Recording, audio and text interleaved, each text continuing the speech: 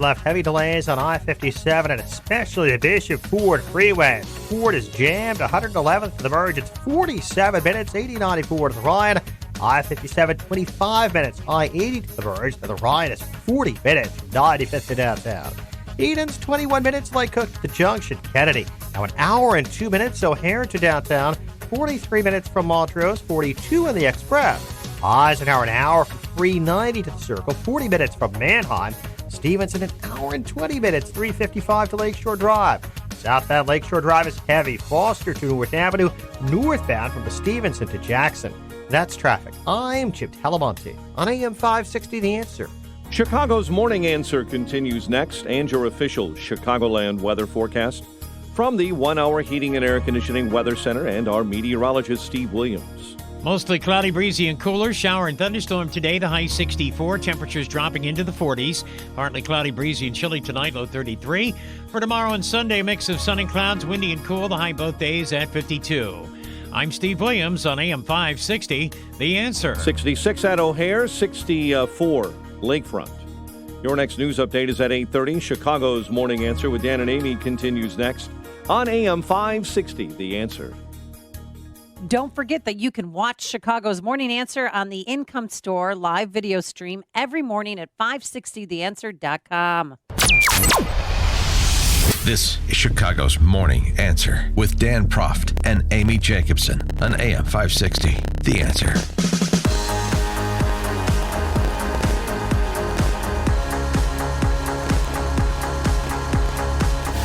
I really hope you didn't dance like that at the bars in the 80s. I didn't have to dance, Toots. They loved me. I just stood there Oh, throwing and they- themselves at me. Yes, that Great. voice belongs to Sean Thompson. In for me, and I'm in for Dan this fun Friday. 'Cause I know how you love I to do. talk about Fridays. I do. Yeah, Dan's off. He's on a mancation with his The more you golfing say it, buddies. the more it makes me smile. I mean, it just sounds hanky. Yeah. But yes, but he likes to be in the presence Don't of men. forget your so- twister, Matt. All right, go ahead. And yesterday, I wanted to talk about this story, but Dan did not want to because Dan, as he said, could care less about Matt Lauer. But I think it's a big deal because he has kept his silence for 2 years. He did not after this new revelation came out via Ronan Farrow's new book that alleged that Matt Lauer raped an NBC News colleague, and Savannah and Coda reacted in this manner. I feel like we owe it to our viewers to pause for a moment. This is shocking and appalling, and I honestly don't even know what to say about it. I want to say that I know it wasn't easy for our colleague Brooke to come forward then. It's not easy now. And we support her and any women who have come forward with claims. And it's just very painful for all of us at NBC and who are at the Today Show. And, it's very, very, very difficult. I'm looking at you and I'm having a weird moment that we were sitting here just like this 2 years ago. And truth be told, Savannah and I did a little prayer upstairs just before, just to sort of sort out what we were going to do. And I think it's like you feel like you've known someone for 12 years. And I don't know if you guys have ever felt like that. You know someone, you know them, you feel like you know them inside and out. And then all of a sudden, like a door opens up and it's a part of them you didn't know. And Who I'm they starting didn't to know. understand why Prof didn't want to talk about it. Make Well, it stop. But what they didn't know is that their NBC News bosses allegedly knew about this rape and did nothing. And for that, we welcome our next guest, a good friend of the show, Ed Morrissey, senior editor for hotair.com and columnist for The Week. Good morning, Mr. Morrissey. How are you? Good morning. How are you doing today? Well, good. So this story, I mean, it's so disturbing and the details are very graphic, but basically, and I know you know about this because you wrote about it, but this happened during the Sochi Olympics, and this woman, Brooke Neville, was Meredith Vieira's producer. They all met up at a bar in the hotel that they were all staying at. He allegedly forced himself on her, raped her. She was allegedly crying in her pillow and had some bleeding issues. And Matt Lauer came out with this 1,400-word, defense that he scripted, saying that, the encounter was mutual. It was the beginning of our affair. Certainly, she did not cry during that time. She was enthusiastic and a willing partner. But my question to you, the first one is, did NBC know about this incident and sit on it for a while? certainly seems that way, and I think that that's the way that Ronan Farrow is reporting it. Brooke Nibbles apparently is telling him that it was not a secret that she had talked about it, both during and after this, and there was rumors about this at the time of Lauer's, at least at the time of Lauer's firing, because Page Six actually reported that there had been an assault during the Olympics. They just picked the wrong Olympics.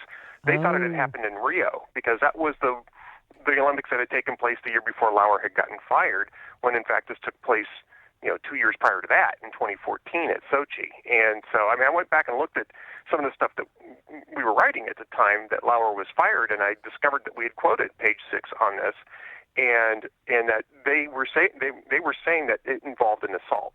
And this is the first time that dot has been kind of connected. And the story gets a little complicated because after the alleged assault, Neville continued to have sexual encounters with Lauer after Sochi. Because she hated it. No. Well, and Shaun, certainly, that's a complicating factor in this story. And you will have people who will say, well, sometimes women stay with abusers for different reasons. And of course, Lauer had a lot of influence over careers at NBC, but it is certainly a question that has to be raised, and it does go to credibility to some extent. Isn't the real story, Ed Morrissey from HotAir.com, that Matt Lauer is heterosexual? Because I was convinced he was on the other side of the plate. No, Sean. No, I'm just... That was never in think question. That's the real story. All right. Yeah, but in this 14-page letter that he wrote, I found it fascinating. He said this. He said, the women with whom I've had extramarital relationships have avoided having to look a boyfriend, husband, or a child in the eye and say, I cheated. That just was such a pathetic line and stuck out to me. Welcome to my childhood. Let's get on to more stories here. No, Ed Morrissey, what did you think of that? I think it's pathetic. I agree with you on this one, Amy. I think it's pathetic. I don't think that these are women who are having to avoid saying that they've cheated, because just the admission that they were in extramarital affairs with Matt Lauer pretty much says they cheated. But the fact that this is a guy who was using his power at NBC to pressure women into sexual relationships, that's also a story. That's also an issue. And this is not coming from one woman. It's not coming from two women. It's coming from a whole series of women and other observers within NBC. And this, by the way, that part of it was all litigated 2 years ago when they fired Lauer. All these stories came pouring out. And so I'm not necessarily sure that the big story here is that these women cheated on their boyfriends' husbands, if indeed they were even in committed relationships at the time. Do you think he's done in television? It's over? It's official now? Oh, yeah, he's done. I think that he was one of the ones that was never going to make a comeback in the first place, and I think after this book is out, that's even more so the case. There's always Chinese TV. Let's not cut the career too short. Now, listen. You wrote a story. You're so bombastic. I'm sorry. You wrote a story that I really liked yesterday. And I think there's more to it than the headline. And it's Piers Morgan going after an eco-Nazi. And he does it from the vein of, why don't you practice what you preach? And one thing I can't help but notice in this story is that I think the old-fashioned liberal is getting sick and tired of the eco-Nazi not only being wrong for 60 years, which they have been, but the idea that they get to preach one way while living another. And I thought this was a great article by you. Can you elaborate? Oh, well, thank you very much. It really was. Thank you. Yeah, no, thank you. Yeah, and I got to tell you, Pierce, we've had a lot of criticism of Pierce over the years, but we've also had a lot of admiration for Pierce because he is just a sort of a unique character. And I think he was spot on in this interview. And what was most interesting is that the woman couldn't even admit that she owned a television. She could have diffused this by saying, of course I own a television. It takes up, 0.2 of a kilowatt a month or something like that. One television isn't the issue. But she couldn't even bring herself to do that. It was so funny, and he understood the advantage that he had in this, and he really pressed it home. And I think that he just absolutely demolished her in this interview. Now, today, former ambassador to the Ukraine, Maria Yanovich, is scheduled to testify. We know what happened last time. Do you think, I know that she's willing to do it, do you think the White House will let her? No, I don't. I think that they're going to invoke executive privilege like they did with Gordon Sondland, and I can't imagine why they wouldn't invoke privilege with Yovanovitch, who still works there as well as Sondland does, when they told Sondland that he couldn't testify, and I think Sondland was probably more prepared to be a sympathetic witness for Trump than Yovanovitch is probably going to be. So no, I'm kind of keeping my eye on the Twitter feed right now just to see when this thing is going to drop, but I expect a privilege claim to be made pretty quickly. Do you think that there's any validity to the story? I think I've read 2 or 3 stories about the possibility that Giuliani could potentially have been setting up a collaborative company with the Ukrainian energy business. Is this even possible, Ed, or am I living in a Batman Bizarro World episode? Is it possible? It's possible. I think it would be incredibly dumb to be doing something like that while you're working for the President of the United States. I think it was incredibly dumb for Hunter Biden to take that position with Burisma while his father was vice president of the United States. That happened. I don't know that Giuliani is quite that foolish to do that. I'm not sure if the allegation involves Giuliani directly or if it's people who were working for Giuliani, a couple of whom just got arrested yesterday or day before yesterday. And they look like a bunch of goofballs. As a guy from an Italian neighborhood, when guys you were having dinner with get arrested outside the restaurant, that's not a good sign. Normally, you mean when they're it's on a one-way downhill ticket move. to Vienna and they're picked up at Dulles International Airport? Not good. So, Ed, good. And I'm putting you on the spot here, but do you know the details of what they're alleged to have done, these two people that look like they're straight out of Central Casting? Yes, these are Russian-born American citizens who set up a PAC, and they're being accused of acting as fronts for foreign donors into the PAC. And this PAC was used to influence members of Congress, Pete Sessions apparently being one of them. There was mentioned Congressman one who was not indicted in this, not even as an unindicted co-conspirator, just merely described in the indictment. But the allegation is that they were using money in Ukraine to influence American politics without declaring where the money was actually coming from, and so that was what they were being arrested for yesterday.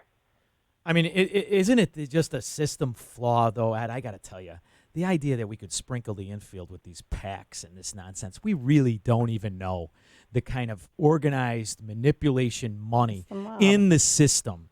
And the reality, it's more surprising that we caught these guys than it's going on.